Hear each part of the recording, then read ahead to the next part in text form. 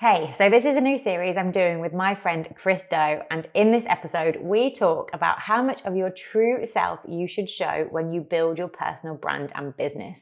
We talk about when to be quiet, when to be loud, how to stop caring about what everyone else thinks, as well as the business benefits of being more you. We originally recorded this for Chris's channel, The Future, but I didn't want you to miss it, so I'm adding it here for you too. There's a ton of value. I think you will love this chat, and here it is. At the start, you just shut up and do the work. Get good, get clients, get case studies, do, say yes, say yes, say yes. And then maybe use it as a filter. Maybe you just think, hang on, which type of clients do I want to work with? The last thing I want to do is be forgettable. The last thing I want to do is just to blend in and be like everyone else, to be average.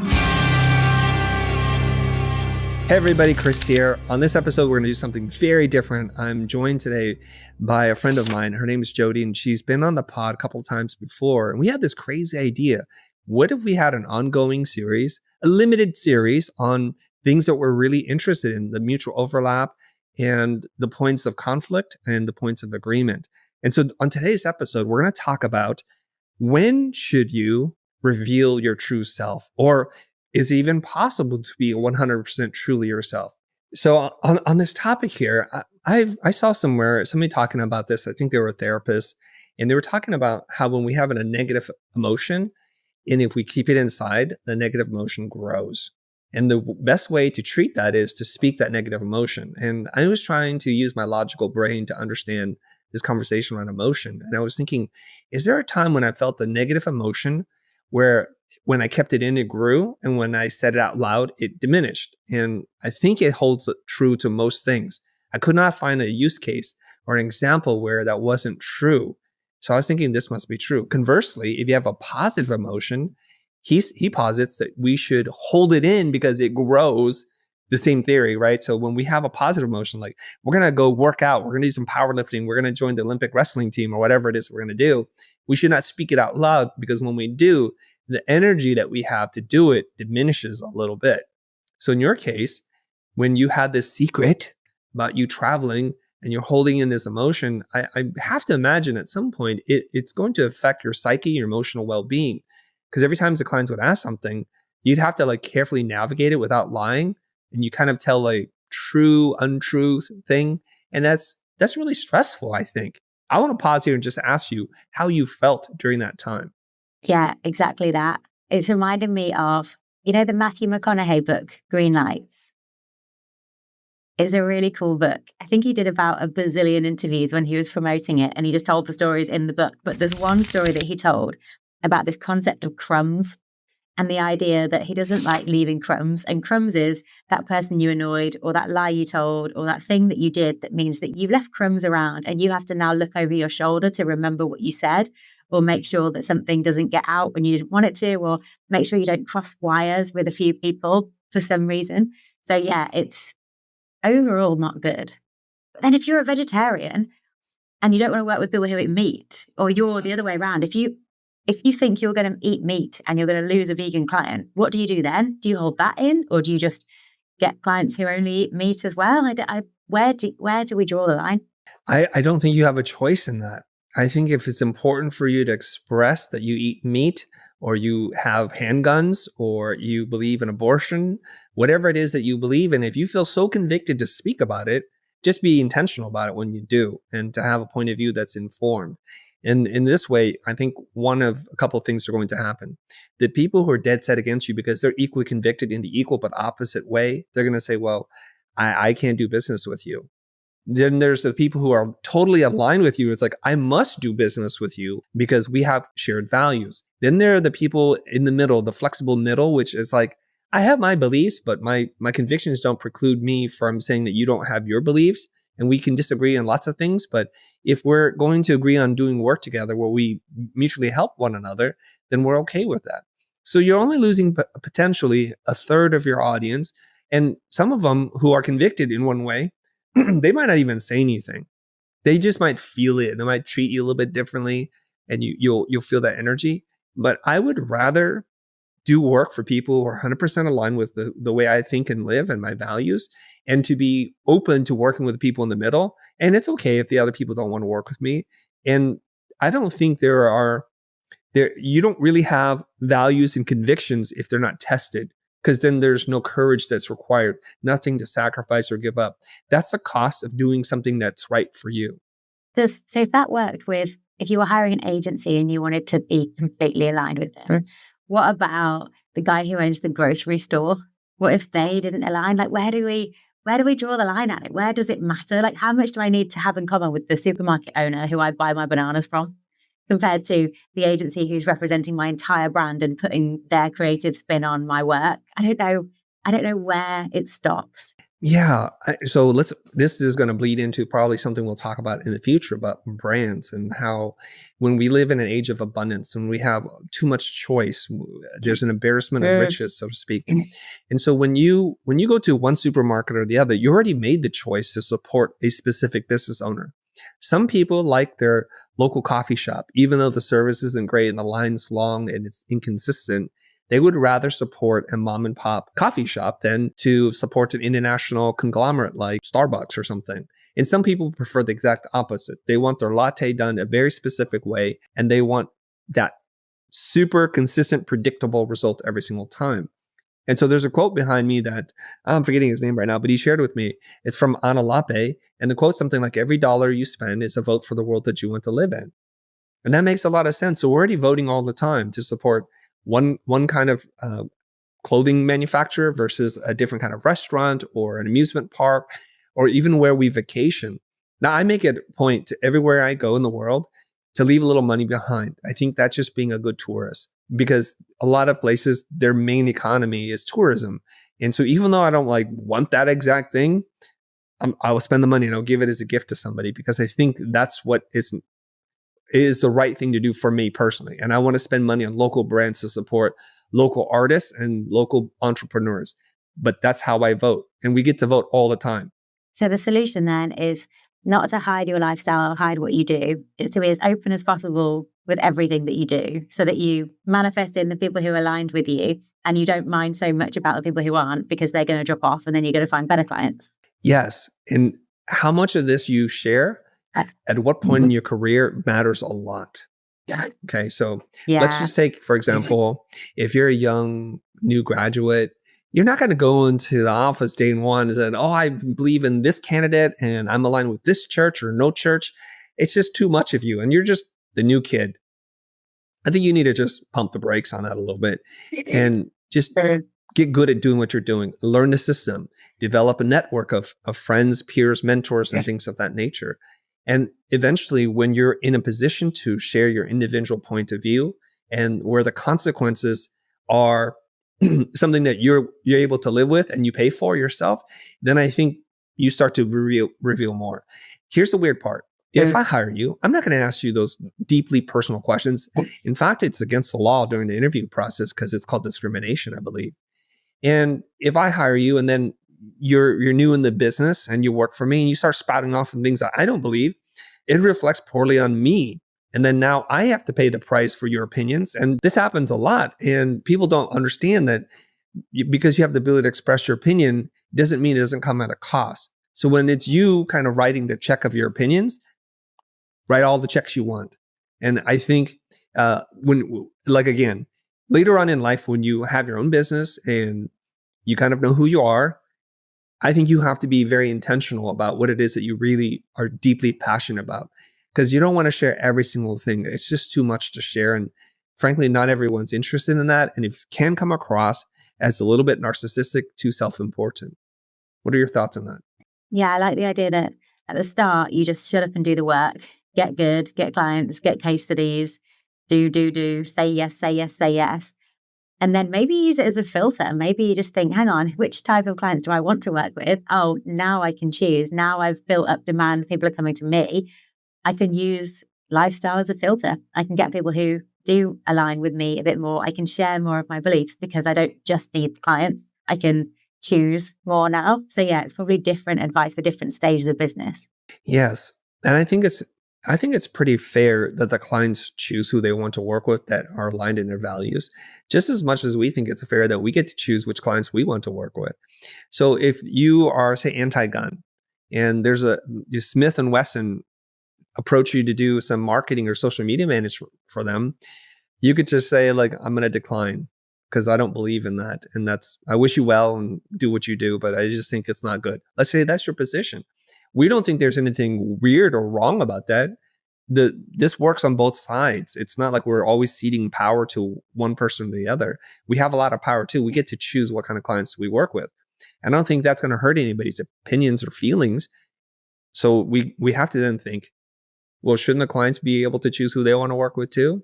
And I think this is a reason why a lot of corporations do corporate for good or whatever the name is, where they donate money and they are actively involved in things and causes they believe in, because other corporations and clients see that as, that's true to me, that's true to my heart. And I'm really glad that your company supports this. And so we should do business together. We're just looking for commonality, I think, in relationships, big and small, professional and personal. I wonder if it also depends where you meet clients. Because right now, lots of our customers will come through networks where they're networks that I'm part of because of interest. But maybe if you're just using Google Ads or if you're just relying on SEO, then people are coming into you and then you're not totally, you don't get to choose as much. Maybe it depends on the kind of marketing you do as well. I think you can. The best example there, I think, in recent memory is Patagonia. They recently changed in the last couple of years, and they said something like, we're in business to save our home planet.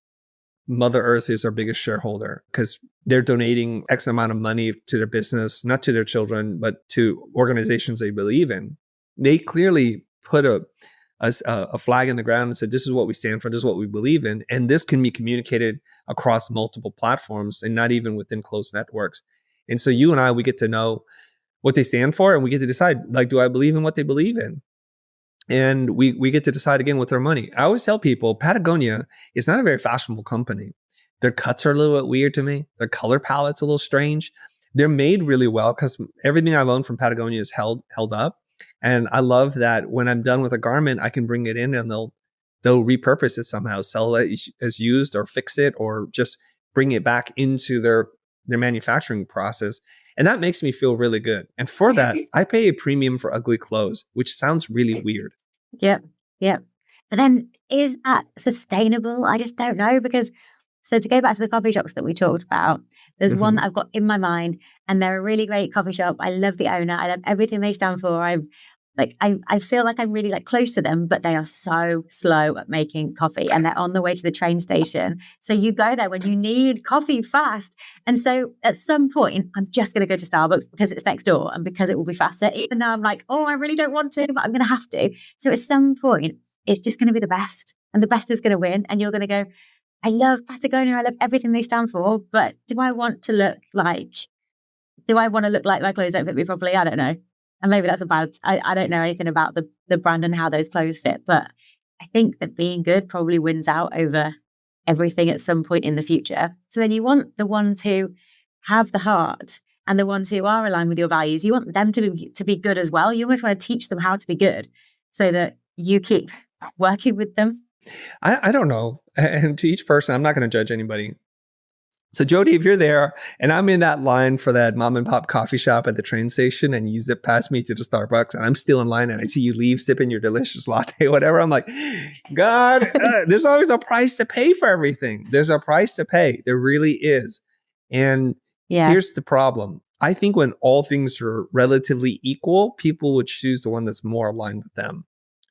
Okay. And if it's not like life, like critical for life, then you're like, okay, I'll just choose this one. I'll wait. I'll hang out. And the problem here is the reason why, and I love the coffee thing, even though I don't drink coffee, I can understand it. I think it's really relatable, is that the mom and pop store, they haven't figured out how to run a really good business.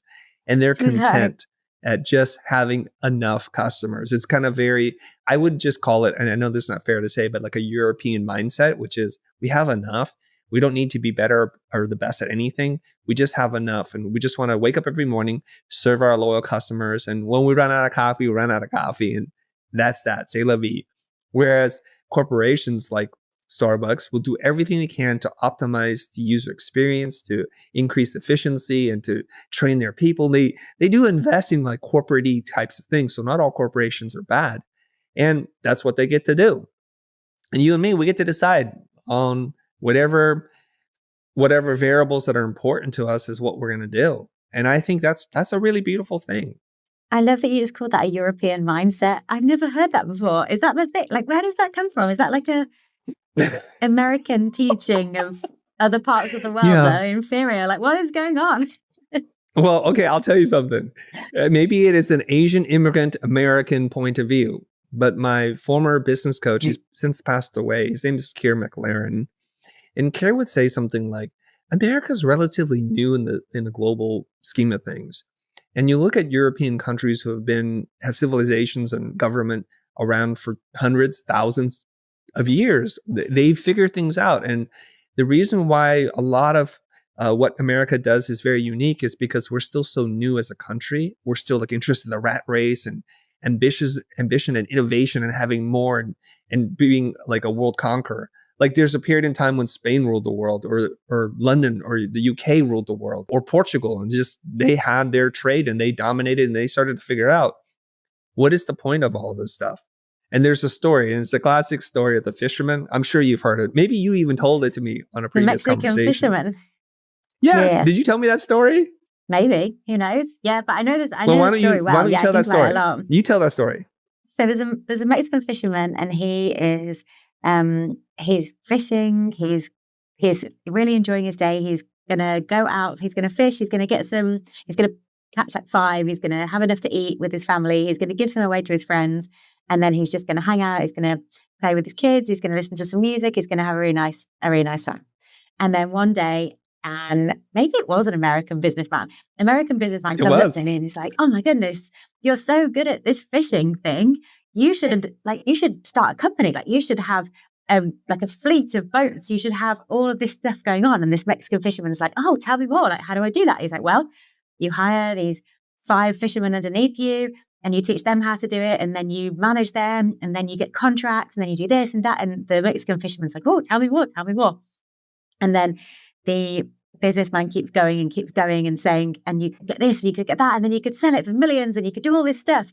And the Mexican fisherman just keeps being like, "And then what? And then what? And then what?"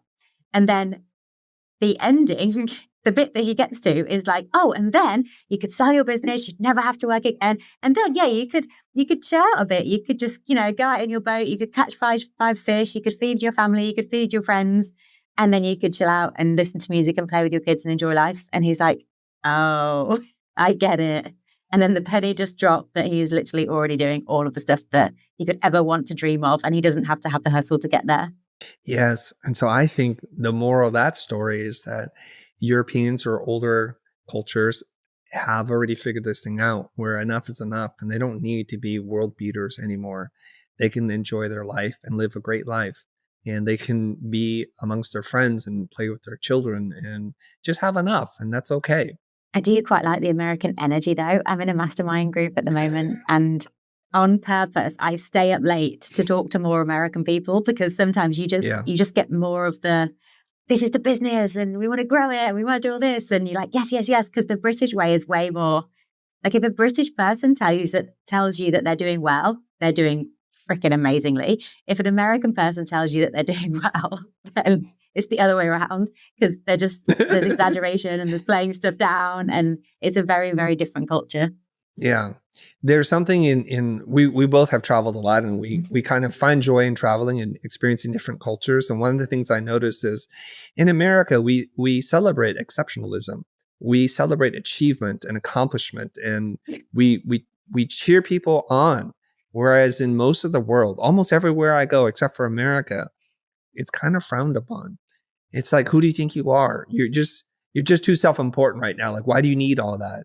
And you could literally talk to a CEO of a company with 5,000 employees or whatever, who's doing really well, who's doing $100 million plus, but they have to act like, I just work here. And I don't understand that totally. I admire some of it, but I just don't fully understand it. Can you explain that perspective? I think it's different in different cultures. I know in New Zealand, they have tall poppy syndrome, where when it looks like someone's getting a bit higher, they get chopped down. There's a really interesting Norwegian one that a friend told me, that kids are taught a certain almost set of rules. And one of them is you're not better than us. Like you're not amazing. You're not all these things. It's like the opposite of you're amazing. You can do anything. It's that kind of energy, which then means that people are often just very humble, very unassuming, very un-American, I guess, because it would just Yes. proliferate your whole life. I don't know totally where it comes from. I guess it just depends Yeah. what is valued as a way of being. And if being brash and loud and obnoxious and everything else is not an attractive thing, then lots of people just aren't going to do it. Yeah. I think it's like Swedish culture, the law of Jante, which is like we're all the same. No one's more important or should be so unique to stand out. Like, who do you think you are? And then you have a lot of conflicting, I guess, belief systems. I have friends who are Swedish and they aspire to be world renowned at whatever it is that they do, to speak on public stages. And for a moment when they're speaking, to be the center of attention. I don't think there's anything wrong with that, but they're so conflicted inside that they seem to say one thing and do something else. And it's like, I'd rather just be real. Like, is it humility that you want to have as be a virtue of your life? Or do you really want to step up onto the global stage? I don't care either one, but it's when you can see this conflict in them, it just looks like inner turmoil to me. And so a lot of the world does look at America as like this place where you can be celebrated and you can do great things. And then we attract all the Europeans and the Asians and the South Americans and the Canadians who want to be something, who can stand out. Because here we celebrate you, we salute you, we applaud you, and we think it's great. I wonder if you just need to keep traveling until you find the place where you feel like you found your people and you don't have any sense of friction because you're just like, there's something about this place and I don't know what it is, but I feel like I belong here, and keep going until you find that, until you find your people and your culture and your way of being that just aligns. Because it's, what are the chances that the place for you happens to be within a few miles of where you were born? It's just not true. It's Right. never it. But most people set up there. So I think the answer is to keep traveling, maybe forever. That's an interesting perspective. And I know it's a privileged thing for me to say this, but as an American, I feel like I'm going to be who I am everywhere I go. And I'm okay with that. And in fact, when I go to places where everyone's doing a very controlled or reserved thing, I feel like I have a greater opportunity to even stand out. Because the last thing I want to do is be forgettable. The last thing I want to do is just to blend in, be like everyone else, to be average, to be part of the median. I don't want that at all. Yeah, I love it. I like being in different countries because I like being the foreign one or the one who isn't from around here, because then you just become a magnet and people ask you where you're from and what you're up to and why you're there. And I love those. I like having the excuse to have those types of conversations. And we talked in the podcast that we did a couple of months ago how the lowest ROI you get for your British accent is in the UK, because everyone else is just from the UK and you just sound like everyone else. Whereas if you go somewhere else, they're like, oh my God, where are you from? And it's like, have you seen Love Actually? There's a No. scene in Love Actually where, so it's really funny. So there's a British guy and he's talking about going to America, and he meets this American girl and she's like, oh my God, they're going to love you there. Like, honestly, girls, I love British guys. And he's like, okay. And then as soon as he arrives, he meets these like 4 beautiful women and they're like, oh my goodness, you need to come and stay with us. Like, you have to. And he's like, okay. And then it all comes true and he absolutely can't believe it. But I think that happens with a lot of just different accents and different types of people from different places. I think it's such a superpower leaving your country and meeting new people. Yes. Well, let's take a look at you, Jodie. You have short cropped hair. You're wearing a tank top. Your traps are showing. I mean, you're not a person who is easily put into a box, right? You're not a person who is easily put in a box. So just you being you is a conversation starter. Maybe the only place where that doesn't really happen is you and Gold's Gym, because everybody's exactly like you there. I mean, I'm making a broad stereotype there, but where it's like lean gains, Yeah. bro. You could do this, and they've got all their weightlifting belts on. And you're like, well, okay, I guess I'm with my people. So sometimes I think it's good when you're still developing to be around your people so that you could build you up and kind of build that strong foundational core. And then when you're ready, you got to leave the nest. You got to fly and you got to go places where you're going to stand out. And by standing out, I think things happen for you more than they do when you blend in. Where do we get the courage to stand out though? Because as I found out recently, my dad's nickname at college was Arms. And a lot of the time, for a guy, that's a really good thing. For a girl, like when I was like, oh my God, my arms are huge, what do I do? It was a really, really bad thing. And I used to be really embarrassed of them. And I used to work with this guy, he was called Kieran, and he always used to laugh at me about my arms. He'd say like, oh, they're so big. And do you work out? And I'd be like, no, I didn't. I just worked in a pizza restaurant. So the pizzas were quite heavy, but I didn't work out. And I used to hide them. I really did. And when I was doing, when I was on like Zoom calls with clients, I would wear t-shirts, not tank tops. And I really, really, really didn't want to make them a thing at all.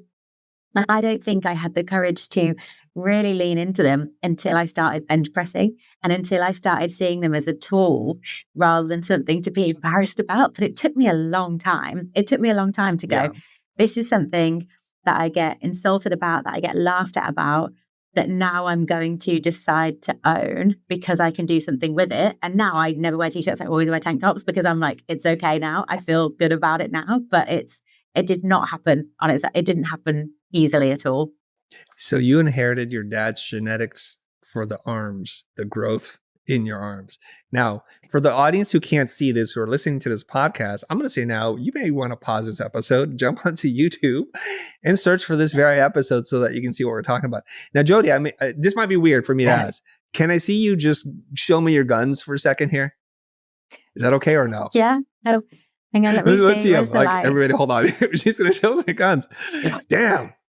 Yeah. Look at that. Oh. This is where some of the boys like, oh, shrinking a little bit. Like, oh my God. I shouldn't have skipped gym day. Okay. Yeah. This is freaking phenomenal. Okay. So where we started this conversation, I think we're right back where we started, which is how much of your personal lifestyle, your choices, your preferences, the things that make you uniquely you, do you want to communicate to the world? And your question is, when do we arrive at a place where we feel confident enough or have the courage to be that person? I think there's a commonality here for at least two people, you and me. When we feel like we know who we are, when we know like we have a clearly defined identity, I think we're going to start to show more of that. So for me, for a long time, I just wanted to disappear. When I found my skill, my talents in life for graphic design to manipulate type on a page or on a screen, I started to become me. And from that place, I started expressing myself more. So I think for a long period of time, and some of us are very lucky to escape this during adolescence, but we don't know who the hell we are. And so the last thing we want to do is to be ostracized, to be cast out from our peer group, because we just want to not be at the top, just to blend in and be left alone so we can develop. And I think when we find our identity, that's the opportunity for us to step out into that light. And for some of us, that happens when we're 18. For some of us, it happens when we're 80. I don't know. And now I'm curious for you, Jodie, when did you feel like, I think I know who I am and I'm going to celebrate that? So unbelievably recently, maybe properly, I'd say like 4 years ago. I think I had a sense of it. I think I had a big sense of it. It was building up, but I still had things like people-pleasing tendencies. And like I stopped drinking alcohol about 10 years ago now, maybe 10, 12 years ago. But before that, I really wanted not to do it, but I did it because it wasn't socially acceptable to not. And there was so many of those patterns where I just did stuff that I didn't really believe in just to fit in. So it's been a gradual journey of it. But I think probably about 4 years ago, I reached a new level of like, I don't care at all about anything. But it slowly built up. Now, we're going to be able to deduce your age. So if this feels uncomfortable, don't answer it. How old were you 4 years ago? This is some very complicated maths. 32. I was 32 4 years ago.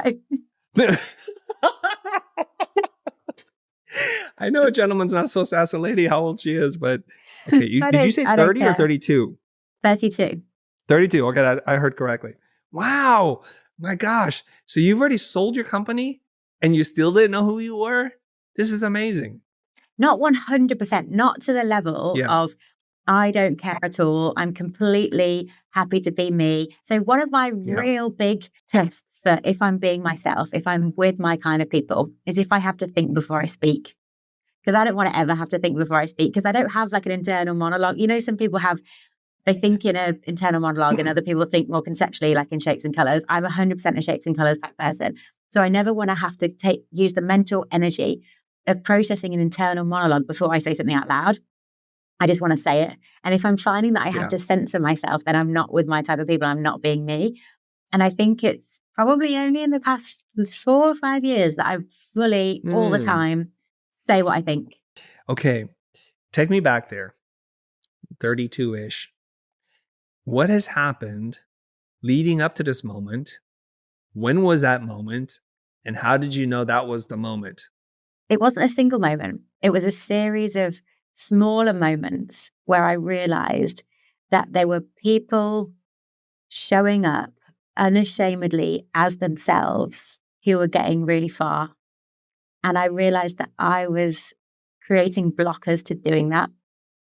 I guess one of those people was someone, she's a really good friend. She's called Lara Acosta. She's a LinkedIn influencer. She's got a LinkedIn agency. She is all about LinkedIn. She grew her account real big, and then she teaches other people how to do the same, and she's really cool. And she came to stay with me in Spain. Maybe it was actually only a couple of years ago. And she arrived there, and the first day she sat me down. She said, "We need to talk about your LinkedIn." And I was like, "What do you mean?" And she's like, "You need to just show up online more. You need to just do it." And she said, because I think she's maybe about 8 or 9 years younger than me. And she was like, "You've achieved everything I want to achieve, and you don't talk about it at all. And I'm building my account, and I'm not even there yet. And you're not talking about things. You're like playing them down, and you just need to stop it." And I feel like it was a series of conversations with people like that who were really good friends, who I know want the best for me, who were just saying, "Come on, stop hiding." That meant that happened gradually. And then she told me how to do that. And then she sat down next to me, wrote a bunch of LinkedIn posts. Bear in mind, I used to own a social media agency. Like, I know how to do this stuff. I just wasn't doing it. And she got me to go viral in the first day. And then since working with her, or since she kind of told me what I should be doing, I think my account has quadrupled in the year. And it was like, okay, so now I can show up better like that. I can apply this to other things too. And so it's a gradual path of just showing up, being more me, being more interested to post online, I guess build a personal brand, but not because I'm trying to fit in with some template or some structure, but more because I'm like, I just want to meet more people who I have stuff in common with, because it's fun. And it's less, I want to get comments because I want to get good engagement and metrics and whatever else. It's more, I want to hear what people think. And I really feel like that now, but that wasn't at first. That was after a journey of posting, building, coming out of my shell, I guess, in some ways. Okay. Well, that was the moment then, wasn't it? Yeah, but that was only like 18 months ago. So there must have been other moments. There must have been other moments before then, but that was a big one. Yeah, okay. So maybe the 4 years was a slight exaggeration. Maybe it was 18 months ago. I don't know. Chris, maybe it was yesterday. I don't even know. But do you ever feel like you're fully there? Because I don't feel like I will ever be totally... I don't know does anyone ever feel like totally I am me in everything, every single situation? I feel like if I'm tired, if I'm hungry, if I'm a bit like, I can't be bothered with today, there will be lower self versions of me showing up, and they will have those people-pleasing tendencies, those impatience, frustrated, those tendencies that like the lower self version of me has. And that person maybe isn't totally secure in her, like doesn't totally understand, doesn't totally always show up exactly how she wants to. And I feel like that will always be there to some extent, even if it goes down. I feel like we're always on maybe like a 1% better every day or something like that, but you're still tending towards perfection. You're not there. I just love that you said this, because I think we're on the same journey. Just the gap between us is there's just a little gap. And I was just thinking about this is fantastic, because I don't have the opportunity to have these kinds of conversations with people who are that close to where I'm at, so that we can explore what the sides of the spectrum look like. Number one is, I think you needed to get permission. And this is really weird. Yeah. When I heard this concept first, I was like, what are you talking about? I could do whatever I want. And they're like, a lot of us are waiting to get a permission slip from somebody to do something that we've always wanted to do. And they just needed to say, Jodie Cook, you do you. And then you're like, okay. And that's all it takes. It's not like this giant thing. It's not like you have to be abducted by aliens. Somebody just says, you can do this thing. And so you found a mentor who you could model after. And that just showed you that it's possible. Now, just out of curiosity, what nationality is Lara Acosta? She's Mexican, but she lives in the UK. She lives in London. Wow. Okay, that's kind of unusual. So a Mexican Brit? Yeah. Huh. No, Okay. I don't think so. I think she's still Mexican. I don't know. I think she's half Mexican, but she lives in the UK. I'm just curious, where people yeah. come from and what influences they have. And sometimes, what my business mentor, same one I mentioned earlier, he would say to me, the big innovations don't come from somebody who's been deep in the field or deep in a culture, because they just are stuck in dogma. So it's always somebody who doesn't know what they're doing and enters the field, or someone so new in the field that they haven't learned all the rules yet that they can break the rules. So sometimes these transplants who grow up in one culture, but before they're fully formed, move to another culture. So they're between cultures and they get to define who they are. And I'm just using myself as an example. Like, I'm not Vietnamese enough for some people. I'm not American enough for some people. I'm just stuck in between. So I get to be whoever I want and borrow from different things. But you found somebody who's like, you know what? You got to do this thing. I believe in you and I've done it. And it sounds like you trust her and she has your best interest at heart. So you can say, okay, this person's not out to sabotage me. They're not out to make me look like a fool, and they're doing it. And I see what they're getting. I like their stuff. And so I am just going to model myself after this person. And the instant you decide to do that, you start getting viral responses, and then you're able to grow 4X, and you're like, a new story is told. That story is that the more me I am, the more the world likes me. This is what they want. And I've been hiding it. So I just thought of some books. There's like James Altucher, Choose Yourself. There's one, is it Seth Godin, Permission-Based Marketing? You've got lots of those kind of, you can do this, take back power. And I feel like each one of those books gets me a bit closer. And so everything's always another rung up. And some of the rungs, like if you call Lara and that conversation, if you call that like a kind of another rung that helped open another world, that helped me 4X my LinkedIn, it's like there's still one after that and there's still one after that. And they still keep happening. But I feel like you could read all the books and you could have all the theory, you could have all the conversations, but you're not necessarily going to go from zero to hero just with one influence. It's still going to take a series of them, and then you practice it and then you feel it out a bit and then you do it again. Do you think there's ever like one thing that happens and then everything changes without like a rock bottom moment? Yeah, great question. I think so. I think the thing with Lara was she's a LinkedIn coach. And so she's doing things on LinkedIn. So you think the rules only apply within LinkedIn. So the reason why I want to hang out with you is I want to show you how weird I am.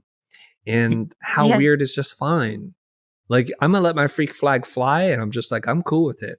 And there's something I do with my children that makes them feel really uncomfortable. Like, their whole thing is, Dad, you're just doing weird things again. Because I want to show them a different template. Now, when I'm growing up, my father's very reserved. I mean, of course, he still is a very reserved man. And he doesn't know how to express himself outside of his culture. Inside of his culture, it's amazing when I see him. He as the oldest male in his family, he's often asked to do the big important speeches. And he's very eloquent and charismatic. And people always ask him to do the talks. But in American culture, he hardly ever says anything. He just leans over and tells my mom to say whatever, because he's uncomfortable with his language skills, or he just doesn't feel like it's his culture. There's this discomfort for it. So I don't have that great role model. And so for a long time, I'm like, I don't know how to establish my boundaries. I don't want to say what it is that I want, and I feel uncomfortable, but I just suppress it. Some of it's people pleaser. I'm a middle child. I get that part. But then as I grow up and I'm starting to find myself and find my identity, and I'm given permission to say what I think, I find ways to say things that are not pleasant to say, but I find it a way to say it that it's nonviolent, that treats people with respect, but also respects my own needs to have certain things done the way that I want them done. And so when I'm around my kids, we're in Japan, and Japan is like a very reserved culture, as you know.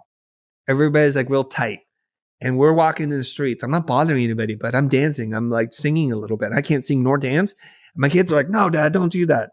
I'm trying to show them there's no punishment for you to be weird. In fact, there might be punishment for you just to blend in.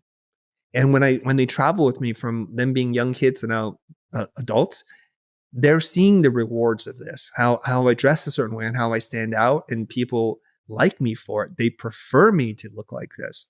And I'll land it on this thing. Recently, I spoke in Austin a week before South by Southwest. And the room is full of really influential, successful, rich people, mostly white. And I'm wearing my man skirt. I didn't want to say it's a skirt. It's a full-blown skirt, right? And I'm wearing my outfit. I sit there and I'm an awkward introvert person. I'm just sitting there. And then later on, after I do my thing, a gentleman came up to me afterwards, a very accomplished person. I don't want to name his name. He said to me, Chris, when I walked in the room, I saw you immediately. And I just said to myself, this guy's the king of the court. I want to get to know him. In other circles, like, hey, what are you, trans? What are you, are you bi? And it's like, I can give a flying F what you think. This is how I choose to express myself. And when I was 16, I would be really concerned about what you thought.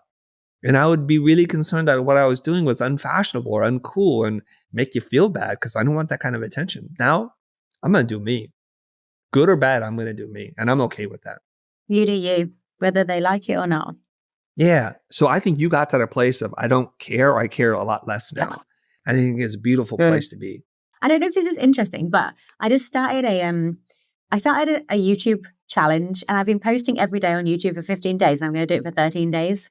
And it's really fun. Okay. And it's the whole like getting scrappy and not being held back by perfectionism and just doing it. And I don't know if it's interesting because I feel like I've talked to people about it and they've been like, oh my God, I want to do that. And then they've started doing it too. And then they've got really cool results. There's a couple of videos of these guys who are okay looking, don't have a lot going for them just yet, but they will just walk up to girls and just flirt nonstop. And the kinds of things they can get away with are amazing to me. And I imagine that at one point somebody dared them like, hey, go do this thing. And they did it and it was terrible. And they kept doing it. And now they're really good at it. They have a lot of riz. So I think what you needed was just the real world version of the LinkedIn thing. That what is your viral moment in real life? What is your 4X growth in real life? Because if it happens in real life, you're not going to say, well, that only works in real life. You're going to say, well, if it works in real life, it should work everywhere. Now, there's two people who do this. Number one, there's an Australian person, a young man, and he said like he was trying to deal with some kind of fear-based mindset, and he had committed himself to like laying down in the street. Everywhere he would go, he would just lay down in the street, and first people would come up to him. He was super uncomfortable. He'd start to sweat, palpitations, the whole bit, and people are like, hey, are you okay? Are you okay? And he says, no, I'm fine. I'm just looking up at the sky. And it's super uncomfortable because no one just lays in the street for a lot of different reasons. And then when he got over that, then he thought to himself, I could do this. What can't I do? And he was doing all kinds of stuff at that point. The other person who wanted to like get rejected, like it's like 100 days of rejection, and made a card game out of this called rejection therapy. And then later it was purchased and licensed by somebody else. But I remember watching the original version of this TED Talk, which was just to ask for things that people are going to say no to. And we become desensitized to no. No doesn't have the same power over us. And so we're not so concerned anymore about what people think. So if you were to immerse in that and produce YouTube content around people saying no to your face, you'd solve your YouTube problem. But I think you're going to rewire your brain to say like, no's not as bad as I thought it was. I just want to say to our audience, if you've enjoyed this conversation, let us know, give us some feedback, share it on social media, because I've been looking for someone to have conversations with on a regular basis because I like to go deeper. And I feel like every time I have a guest on that I have a connection with, that's the beginning of the end. And so it's the saddest part for me. It's like, okay, they go on with their lives, I go on with my life. And so Jodie, I've had a conversation with her a couple of times, and I'm looking forward to having more of these.